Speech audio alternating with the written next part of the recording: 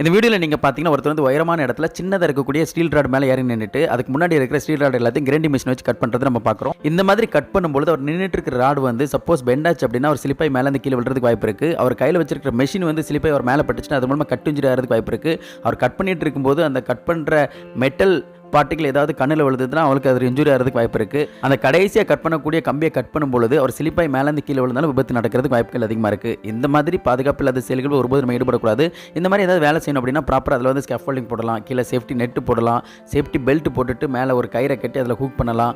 இந்த மாதிரி நிறைய வழிகள் இருக்குது. பாதுகாப்பாக வழி செய்கிறதுக்கு எத்தனை வழிமுறைகள் இருந்தும் தன்னையும் தன்னை சார்ந்தவர்களையும் தன் குடும்பத்தில் உள்ளவர்களையும் அவங்க நம்ம மேலே வச்சிருக்கிற அன்பையும் பாசத்தையும் உதாசீனப்படுத்திட்டு இந்த மாதிரி பாதுகாப்பு இல்லாத செயல்களில் ஈடுபட்டோம் அப்படின்னா தான் கஷ்டப்படுறது மட்டும் இல்லாமல் தன்னை சார்ந்தவர்களும் கஷ்டப்படுவாங்கிறதுல எந்த ஒரு சந்தேகமும் கிடையாது. அதனால் தயவு செய்து எந்த ஒரு இடத்துல உயரமான இடத்துல வேலை செய்ய போகிறதுக்கு முன்னாடி ப்ராப்பராக ஸ்கேஃபோல்டிங் போட்டிருக்காங்களா, நின்று வேலை செய்கிறதுக்கு பிளாட்ஃபார்ம் இருக்குதா, பிளாட்ஃபார்மில் ஹேண்டலிங் இருக்குதா, மேலே ஏறதுக்கு ஏணி இருக்குதா, சேஃப்டி பெல்ட் இருக்குதா, சேஃப்டி பெல்ட்டை ஹூக் பண்ணுறதுக்கு லைஃப் லைன் இருக்குதா, பெர்மிட் சிஸ்டம் இருக்குதா, அப்புறம் கிரைண்டிங் பண்ண முன்னாடி அதில் கார்டு இருக்குதா, பக்கத்தில் ஃபயர் எக்ஸ்டிங்யூசர் இருக்குதா, இந்த மாதிரி எல்லா விதமான பாதுகாப்பு விதிகளையும் முறையாக கடைப்பிடிச்சிருக்கிறாங்களா அப்படிங்கிறத உறுதி செஞ்ச அப்புறம் தான் வேலை செய்கிறதுக்கு போகணும்.